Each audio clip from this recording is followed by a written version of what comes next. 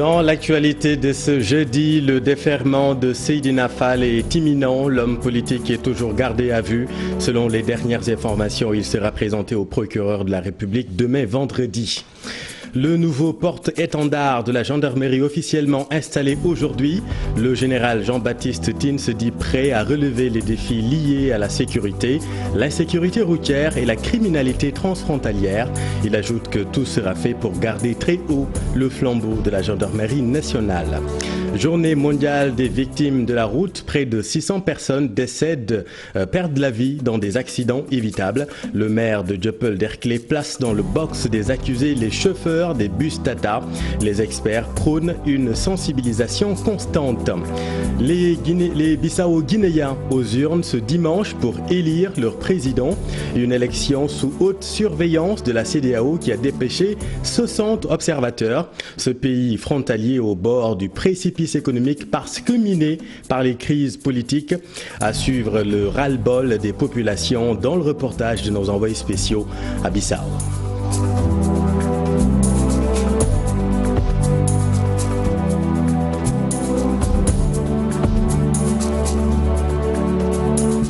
Le désormais ex-parlementaire Seydina Fall est toujours gardé à vue à la gendarmerie de Colobane suite à son audition hier. Selon nos informations, Boughazeli sera déféré au parquet. Demain, vendredi, il sera présenté au procureur de la République. Vous le savez, l'homme politique serait impliqué dans un trafic présumé de faux billets de banque. Cette affaire jette une lumière crue sur le flux financier illicite au Sénégal, une pratique aussi alarmante que pernicieuse quand celle-ci est opérée par des élus ou par des personnes qui aspirent à nous gouverner ou encore quand c'est orchestré par des artistes. Quel garde-fou ériger pour endiguer le phénomène et instaurer l'exemplarité au cœur de la République? Suivons là-dessus Moundiaï Sissé de la société civile. Il y a énormément de causes qui accentuent les risques, qui accentuent le phénomène. Et de ce point de vue, l'État doit sanctionner très sévèrement et sanctionner par l'exemplarité, en commençant par ceux qui sont très proches de lui pour la sanction par exemple. Mais si, on constate que tous ceux qui sont proches du pouvoir ne sont pas inquiétés quand ils sont accusés de tels faits et de faits aussi graves, mais l'impunité, comme on dit, favorise le mal. Donc l'impunité fait partie des causes les plus essentielles, les causes les plus déterminantes par rapport à l'aggravation, l'amplification de ce phénomène dans nos pays dans les pays africains, particulièrement au Sénégal. Donc j'ai parlé des causes politiques liées à l'impunité que ça procure, des causes économiques liées à la pauvreté, des causes également liées à la porosité de nos frontières, mais également des causes sociologiques qui font que les gens, au lieu d'aller travailler et gagner honnêtement leur vie, pensent qu'ils peuvent utiliser des subterfuges, utiliser des manœuvres pour gagner leur argent en partant du principe selon lequel Khalis, ken du ko liggéey, dañ koy lijjanti, l'argent, on ne le gagne pas, on le négocie. Et Boughazeli a reçu la visite de son camarade de parti Maodo Malick Mbaye, par ailleurs leader de Gëm Sa Bopp. Il a trouvé un détenu triste mais serein à la section de recherche de la gendarmerie. Maodo Malick Mbaye. Je suis venu lui marquer ma solidarité, mon affection, ma sympathie, mais surtout ma camaraderie politique dans cette épreuve-là et souhaiter vivement qu'il en ait une issue heureuse. Ce que je retiens, c'est d'avoir rencontré un homme serein, lucide, mais très affecté par la tournure des événements. Nous estimons qu'il est innocent jusqu'à la preuve du contraire. Il est supposé innocent. Donc, tant que sa culpabilité n'est pas établie, nous sommes dans une société qui veut que une solidarité se manifeste envers notre prochain quand il est dans une épreuve. Sécuriser à tout prix le périmètre Sénégal, c'est la priorité absolue du nouveau patron de la gendarmerie nationale. Jean-Baptiste Tine a été officiellement installé. Selon lui, les défis à relever sont la menace terroriste, l'insécurité routière, le vol de bétail et la criminalité transfrontalière. Maguette Soare Diallo et Tierno Laurent Mehdi. Pour l'installation du général de division Jean-Baptiste Tine, l'état-major de la gendarmerie a déployé les moyens à la hauteur de la mission qui attend le nouvel homme fort. Confiant les rênes de la gendarmerie, je m'engage dans le même temps à tout mettre en œuvre pour le succès de la gendarmerie nationale dans la fidélité aux institutions, idéaux et valeurs de la République. Un événement riche en couleurs, occasion saisie par le général Tine d'insister sur l'importance de préserver l'héritage transmis par les anciens.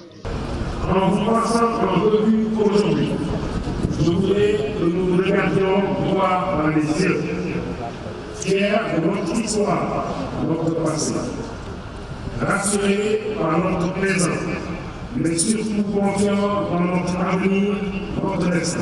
Le ministre des Forces armées s'est prononcé sur les attentes. Maître Sidiki Kaba souhaite une gendarmerie plus proche de la population sénégalaise. Notre gendarmerie et la formation, les capacités nécessaires, la place qu'elles ont au sein de l'institution qu'est la gendarmerie.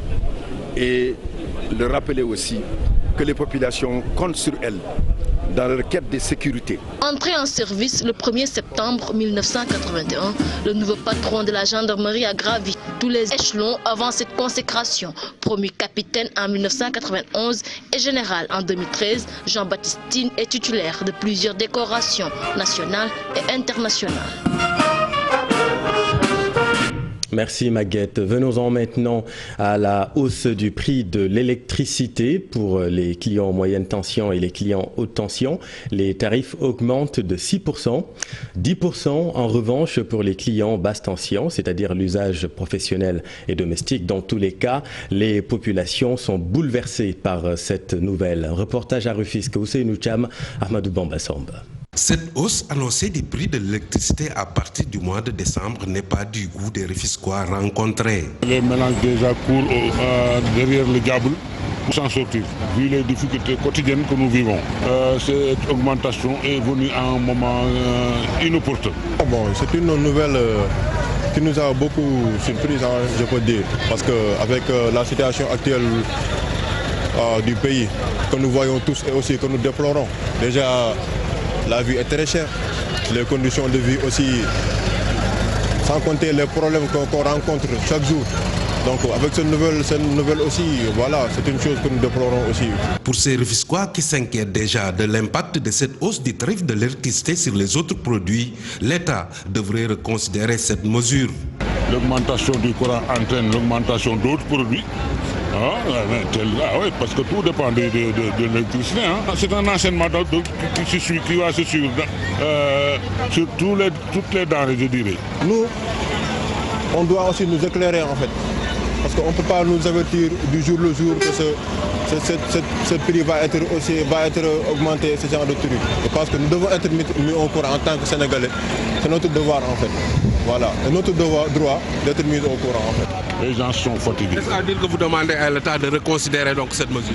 D'annuler tout simplement cette mesure, parce que pour laisser aux populations le temps de souffler un peu.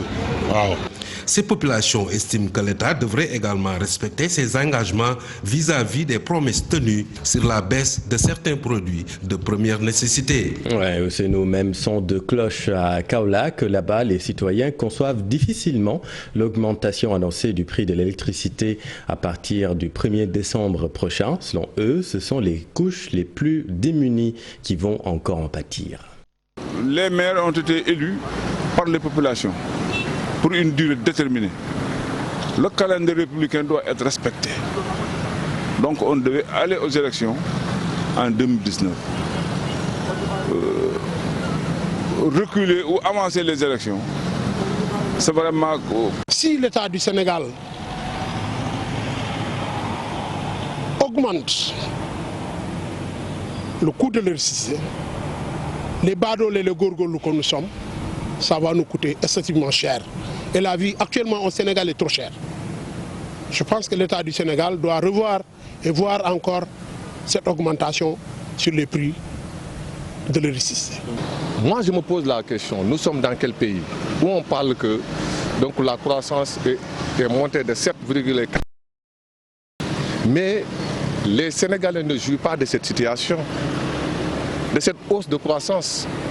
On ne jouit pas de ça. Parce que comment on peut se lever un bon jour dans un état sérieux et dire que nous allons augmenter le prix de l'électricité? C'est inadmissible. Non, on s'y attendait depuis très longtemps. On savait que les caisses de l'État étaient vides. L'État ne parvenait plus à supporter la charge au niveau de la Sénélec. Mais tout cela est dû à une chose, à une certaine politique qui a été menée depuis très longtemps, à savoir que c'est le tape à l'œil, le raccommodage et c'est-à-dire que l'État a engagé tous les fonds dans des chantiers de prestige. Il est contraint d'augmenter le prix du courant et je sais qu'il va encore augmenter parce que ça ne suffira pas pour résorber le déficit de l'État du Sénégal. Voilà, sujet réalisé par Ibrahima Djamé et Fali Gaye. L'inter-syndicat des travailleurs de la SDE ne lâche pas le morceau. Il réclame toujours 15% de la nouvelle société des eaux, sans quoi ils iront en grève à partir du 30 novembre, date à laquelle expire leur préavis déposé le 30 octobre dernier. Les syndicalistes étaient à Louga pour exposer leurs doléances au khalife de la famille omarienne, Babangom, et leur coordonnateur. Mansour, lors de notre négociation, il nous avait dit que on ne peut pas changer les règles du jeu en cours de jeu. C'est-à-dire qu'il nous avait octroyé 5% dans le DAO, mais nous l'avons réclamé et nous avons signé un protocole d'accord avec lui le 1er mai 2018. Ce qu'il n'a pas respecté.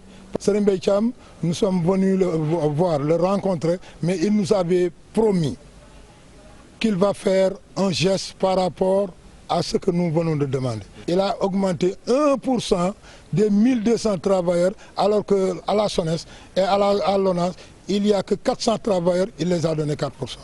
Et c'est ça que nous avons déploré. Nous avons déposé un préavis de grève. Le préavis de grève court jusqu'au 30 novembre. Si toutefois nous avons gain de cause, nous n'allons pas en grève. Mais si toutefois nous n'avons pas gain de cause, le 30 à minuit, nous pouvons déclencher les hostilités. Nous allons priver l'eau partout au Sénégal. Journée mondiale des victimes de la route. Vous le savez, près de 600 personnes décèdent chaque année dans des accidents de la circulation. C'est une hécatombe. C'est alors pour freiner le carnage, les associations des victimes continuent la sensibilisation des chauffeurs. Le maire de Dieuppeul-Derklé, lui, accuse clairement les chauffeurs des bus Tata. C'est un reportage de Maïmouna Ndiaye et Gervais Yao.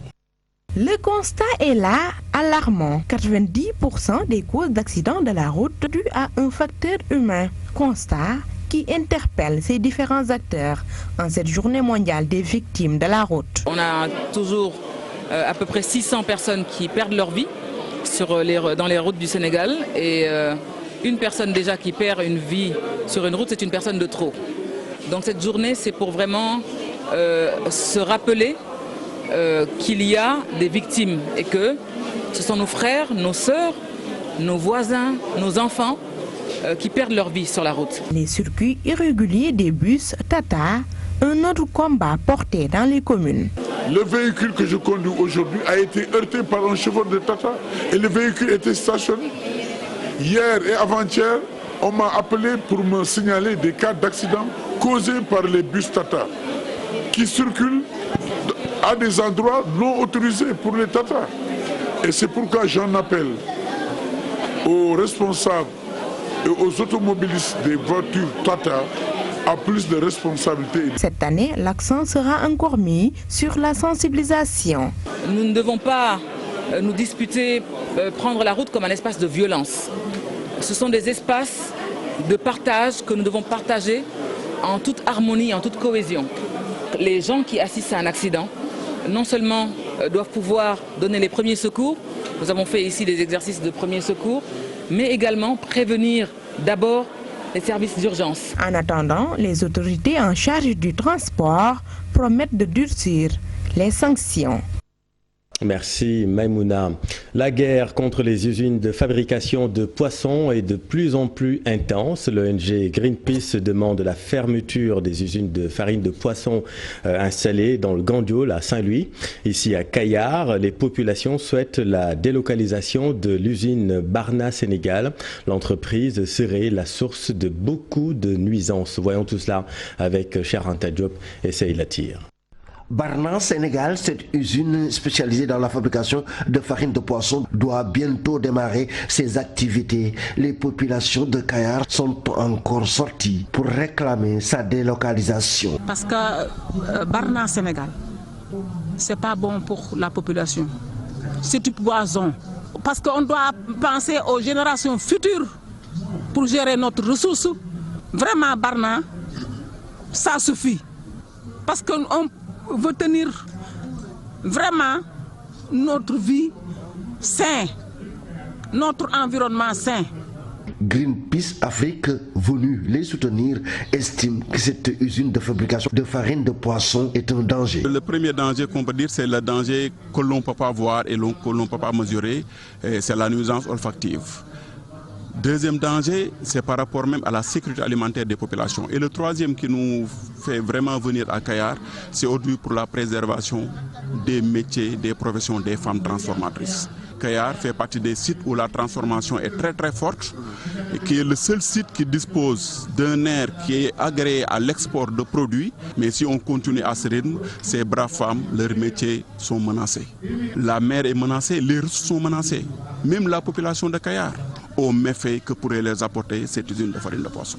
Il faut trouver une solution aux souffrances des populations de Kayar. C'est ce que semblent dire ces manifestants. Ils ont demandé au chef de l'État de désamorcer cette bombe qui pourrait un jour exploser. Merci Cheikh Anta. Allons maintenant dans le sud avec cette bonne nouvelle pour les populations du Blouf dans la région de Ziguinchor. Ça y est, la réhabilitation du barrage d'Afignam va se faire. 11 000 hectares de terres rizicultivables pour les habitants d'une vingtaine de villages dans la zone. Ils ont assisté d'ailleurs avec fierté au lancement des travaux. Voyons tout cela avec Boubacar Dassi et Lamine Mandjang.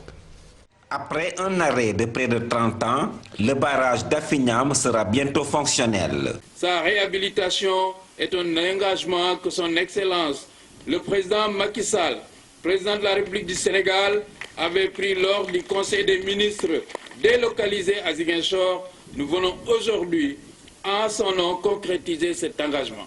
Grâce à la réhabilitation du barrage d'Afignam, un potentiel de plus de 11 000 hectares de terres rizicultivables pourra ainsi être valorisé par les populations. C'est grâce à la coopération sino-sénégalaise que ce projet de réhabilitation a vu le jour. Dans quelques mois, vous aurez un nouveau barrage. Et que le barrage va contribuer davantage au développement agricole du Sénégal. Sauf que l'État devra faire des efforts supplémentaires pour satisfaire les populations. Et je l'ai dit au ministre tout à l'heure, il n'y a pas de barrage efficace sans aménagement. Il va falloir que l'État du Sénégal, après la réhabilitation de ce barrage, s'engage dans un vaste programme d'aménagement de vallées pour que la Casamance puisse apporter toute sa contribution dans la production et la mise en œuvre du programme d'autosuffisance en riz lancé par son Excellence le président Macky Sall. La réhabilitation de ce barrage coûtera plus de 4,4 milliards de francs CFA. L'ouvrage sera livré le 31 mai 2020. Retour à Dakar, première édition de la concertation de haut niveau pour une transhumance transfrontalière apaisée dans le couloir ouest. Vous le savez, la transhumance du bétail est souvent source de conflits. Alors dans un souci d'anticipation, l'UEMOA prend les devants. Les ministres de l'élevage, de l'espace prônent la concertation et le respect des règles définies pour contourner les difficultés. Cheikh Diop, Diafaraba. La transhumance transfrontalière pour faciliter la libre circulation du bétail dans l'espace des pays du continent. 8 États africains ont donné leur accord pour consolider la mesure. Nous souhaitons vivement que chacun de son côté œuvre à ce que la prochaine campagne de transhumance qui va démarrer dans quelques semaines puisse se passer dans des conditions apaisées. Le Sénégal adhère à la transhumance transfrontalière, une manière d'huiler les relations entre les pays. Nous sommes conscients d'une chose, que la transhumance occupe une place centrale et doit être prise comme une opportunité de création d'emplois, une opportunité économique et sociale, et non comme un fléau, comme un problème particulier. Et par rapport à ça, on a dans le cadre des recommandations mis en exergue surtout une concertation, le respect des engagements. Il est facile de rédiger des textes réglementaires, mais le plus difficile, c'est de l'appliquer convenablement. Il y a l'aspect surtout relatif à la propagation de certaines maladies à travers surtout la transhumance inter-État. Là aussi, on a demandé à ce qu'il y ait une concertation, mais aussi une approche beaucoup plus participative. La transhumance transfrontalière est une opportunité de développement économique. C'est dans ce sens que le Sénégal a abrité la première édition de la concertation de haut niveau pour l'effectivité de la mesure dans le couloir ouest africain. Prochaine étape, la Mauritanie. La commission de l'UEMOA, en collaboration avec le gouvernement du Sénégal, a passé en revue le programme annuel des réformes, programmes et projets communautaires de l'UEMOA ce matin à Dakar. Une évaluation portée sur 113 réformes et 14 projets et programmes de l'UEMOA a précisé que selon le président de l'UEMOA, Abdallah Bourema, la mise en œuvre de ces réformes au Sénégal a connu une progression de 2%, soit 18% en 2019 contre 16 en 2018. Abdoulaye Daouda Diallo, ministre des Finances et du Budget, au micro de Mohamed Samb. Les réformes et politiques de l'UEMOA ont eu des impacts profonds dans la modernisation des appareils étatiques en introduisant dans leur fonctionnement plus d'efficacité. Malgré la pertinence des réformes que je viens d'évoquer, il convient de reconnaître que les résultats escomptés n'ont pas toujours été au rendez-vous, en raison notamment de la faiblesse de leur mise en œuvre. En effet, le taux global de transposition des directives à l'échelle de l'Union ressortait à 47% seulement en 2011, dont la faible fraction de 21% pour les directives relatives aux politiques sectorielles. Le taux de mise en œuvre des réformes de l'UEMOA dans notre pays est passé de 75,5 en 2018 à 77,9 en 2019, soit une augmentation de 2,4. Il s'agit là d'un résultat satisfaisant dont il faut se réjouir, mais qui est loin d'être suffisant, Monsieur le Président. Maintenant en Guinée-Bissau, alors qu'une élection présidentielle est prévue dimanche, les Bissau-Guinéens n'en peuvent plus de la crise politique qui mine leur pays depuis des années. Sur le plan économique, le pays est à l'arrêt et ils sont nombreux à espérer un changement dans leur vécu quotidien. À Bissau, nos envoyés spéciaux Barkaba et Khalil Ndiaye. Awa Seydi a du mal à joindre les deux bouts. Cette vendeuse de pastèques à Bissau vit dans l'un des pays les plus pauvres de la planète, miné par des crises politiques à répétition. Dans notre pays, tout va mal. Parce que c'est nous qui payons la scolarité de nos enfants, leur transport pour aller à l'école. Nos hommes ne travaillent pas. Le peuple est fatigué avec ces mêmes crises qui se répètent à tout moment. Si on avait de bons dirigeants, même le Sénégal ne serait pas plus développé que la Guinée-Bissau. Le 24 novembre prochain, après moult péripéties, une élection présidentielle doit se tenir. Les populations espèrent qu'elle apportera enfin des changements dans leur vécu quotidien. Depuis que j'ai démarré ma fonction de professeur à l'âge de 18 ans, le pays va mal. Les enseignants sont mal payés, il n'y a pas de salaire. Donc, vous avez vu le processus. Il y a beaucoup de promesses qui n'est jamais accompli par les autorités. Et peut-être avec ces élections, il peut y avoir des changements. Les gens doivent voter et qu'on laisse fonctionner la démocratie. Car le peuple est fatigué. Depuis les années 90, nous sommes dans la démocratie, mais rien ne va. En ce moment, la situation est confuse, car chacun souhaite que son parti gagne les élections. Il ne faut pas voter à cause de quelqu'un ou à cause des orientations de quelqu'un, mais à cause de ta propre conscience. D'autres citoyens ne cachent pas leur pessimisme et s'en prennent à la communauté internationale.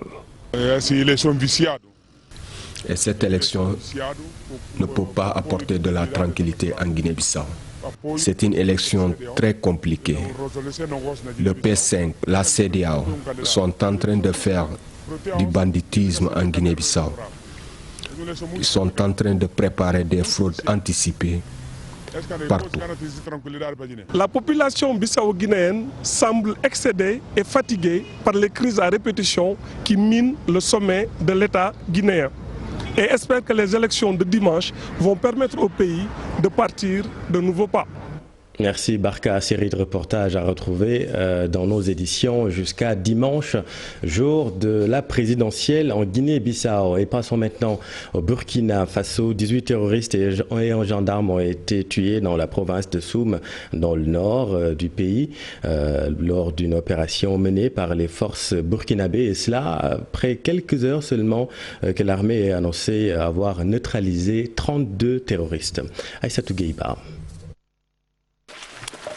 Au moins une dizaine. Au Burkina Faso, l'assaut sanglant continue.